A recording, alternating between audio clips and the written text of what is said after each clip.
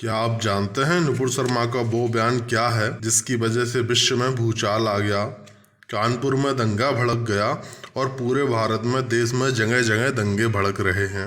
नमस्कार दोस्तों, आप देख रहे हैं थिंग्स ऑफ हिस्ट्री। मैं आपको बता दूं कि नुपुर शर्मा भाजपा की राष्ट्रीय प्रवक्ता हैं और दिल्ली की रहने वाली हैं। इसलिए जब भी डिबेट होता है नुपुर शर्मा को बीजेपी का पक्ष रखने जरूर जाती हैं।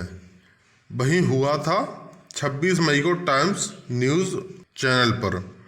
वहाँ डिबेट इस बात पर हो रहा था कि ज्ञानवापी में जो ढांचा निकला था वह फुब्बारा है या शिवलिंग। दूसरी तरफ एक मौलाना साहब थे जो शिवलिंग को बार बार फुब्बारा फुब्बारा कहकर चढ़ाने में लगे थे।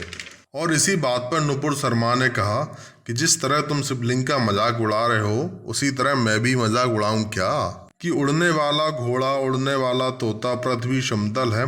कौन था वो जिसने 6 साल की लड़की से शादी किया और 9 साल में उसके साथ संबंध बनाया? कौन था वो मोहम्मद पैगंबर ही था ना। और इसी बात पर इतना बवाल हो गया कि अरब देश एकजुट होने लगे, भारत से माफ़ी मांगने के लिए कहने लगे। और 10 दिन बाद भाजपा ने नुपुर शर्मा को पार्टी से बाहर निकाल दिया।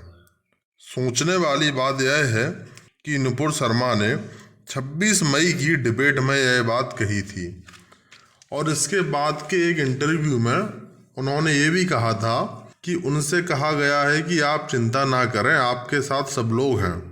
और इसी बीच कानपुर में दंगा भड़क गया और दंगा की वजह एफआईआर के अनुसार नुपुर शर्मा को ही बताया जा रहा है, क्योंकि इन्होंने जो मोहम्मद पैगंबर वाला बयान दिया था जिसके विरोध में कुछ लोग सड़कों पर उतर गए और उन्होंने कहा कि दुकानें बंद करो।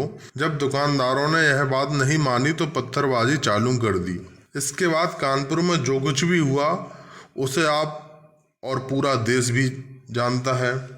अब इसके बाद जैसे ही कतर देश सामने आया और उसने कहा कि भारत को इस बात के लिए माफ़ी मांगनी चाहिए और कतर के समर्थन में और भी अरब देश सामने आए, जिसके बाद बीजेपी ने नुपुर शर्मा को पार्टी से बाहर निकाल दिया।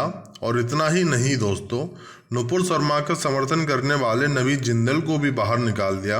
अब सवाल ये है कि बीजेपी को नुपुर शर्मा का बयान इतना बुरा लग रहा था तो बीजेपी 10 दिन में क्या कर रही थी?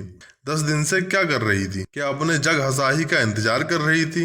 अब आप ही बताइए, बीजेपी ने जो किया क्या वह सही किया या फिर अरब देशों के दबाव में आकर किया? कमेंट में ज़रूर बताएं। धन्यवाद।